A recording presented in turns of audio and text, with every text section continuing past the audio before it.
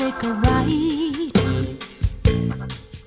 A fast ignition, a working transmission. Gonna be flying, electrifying, fully certified. Exactly. An hour later, I was none the wiser. You know, I need food. I haven't had lunch you're not in today. your first language as well. Come on, I haven't had lunch today. I'm like, I need food. Give me food now. Now I noticed that. I think there was a step change with you in on the albums between the Elmore James one you did. Oh yeah. And Stolen Hearts. I think was. I know he had a live one in there. I think in the middle. Yeah. But in the writing, for me, Stolen Hearts was 2 years ago now. But it was one of my albums of the year because it there was stuff in there that I just blew me away, that I wasn't expecting to hear from you. Wow. Okay. Now it's only me. It's only my personal opinion. But to me, tracks like Black Ocean and things, just took it in a direction that I went, oh, wow, this is. Fantastic. There's so much else in there. It's blues based, and you still do tracks like Slowly Burning and things, you know.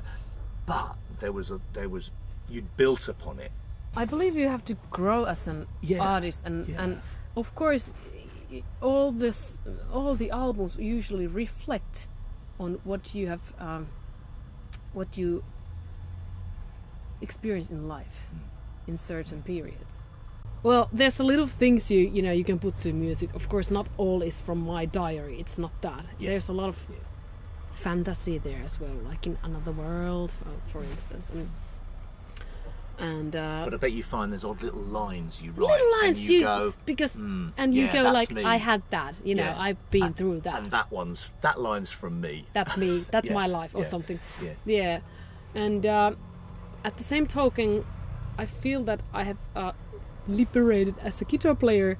I kind of use everything I've learned in the past. I've been to schools, I've had different teachers when I was so younger, and all these albums I've done in the previous, there's been always like maybe a bit of restrictions. I don't know how to describe it, but nowadays it's like, hey, I got my own record label. I produce my own shows, and pretty much I can do whatever I want to. So that also delivers to the music in a way that I'm expressing myself very genuinely, and that seems to also deliver to the audience.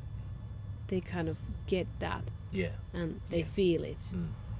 It's very honest, it's very raw, and also, like, of course you need a certain amount of time on the road and time on the playing instrument that it becomes a part of you, and it comes fluent, and you start to master the instrument. It takes time. It's not like you can do it in overnight. So I feel like as a musician, I'm in the very good position right now. I enjoy making music. You've worked hard to get it. You've toured a lot. Yeah. And you've played places, and I've seen you play places where there's not been a big audience. No, and you put on the same show, and you commit to it, you have a smile on your face. You know, and it's paying off, and it is.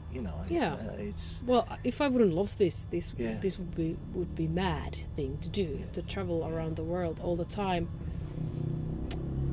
And being away from your family and trying so hard, but I can see it in the faces of people after the show.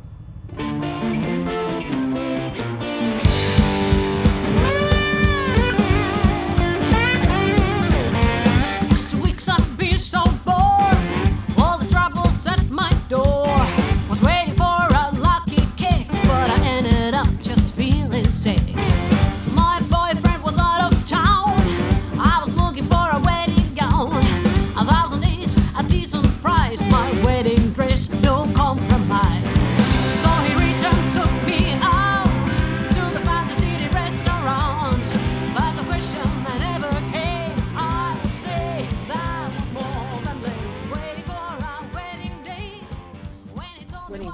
right. So that's a track I did together with Sonny Landreth. It has this deep purple kind of a vibe to it. Oh, great.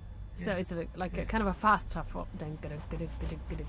Is it shuffle? Yeah. Why did you get him to play on the album? Just because you met him? Why did you get him to play? Why not? Why? No. My first thought was you built your career, if you like, in a way, on being known as the Finnish master of slide, queen of the slide guitar. So you find Sonny and go like, he plays brilliant slide guitar. I'll get it. It was like, I was thinking like, oh, this is either brilliant or you're dicing with. Yeah. Well, it's like, because he's known for that, isn't he? He's known for slide. He's fantastic. I've always been his big fan. So that's the reason. That's really, yeah, you know, we played a festival together last year. I mean, like I was invited to play on his set. Yeah. It was this special thing by the festival, and obviously he hadn't really heard about me, and so we didn't practice or anything. But after those 2 tracks, we were supposed to play together.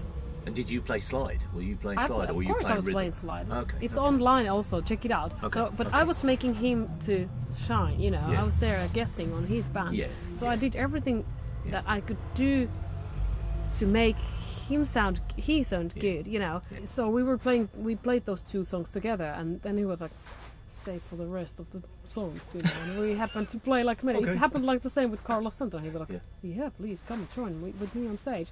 So because they see that, oh, okay. You know, there's a language between us, and we can be together on stage, and we make music. We create something magical together. And he actually plays on 2 of the tracks. The other one is "Break My Heart Gently," which is a very heartbroken, deep, rough story, and he does this amazing effects on the song. You know, the dingling thing he does usually. Playing chords with the high-pitched notes. Yeah. He does that. It's brilliant. And then we play this harmony part together. Same thing with Snake in the Grass. I composed this harmony for me and Jennifer, so we play like twin guitars. Don't want tears to fall down. Cannot keep pretending that you would always be around. You remember barely, and almost deep inside our hearts. Break my heart gently. If someone else is what you want.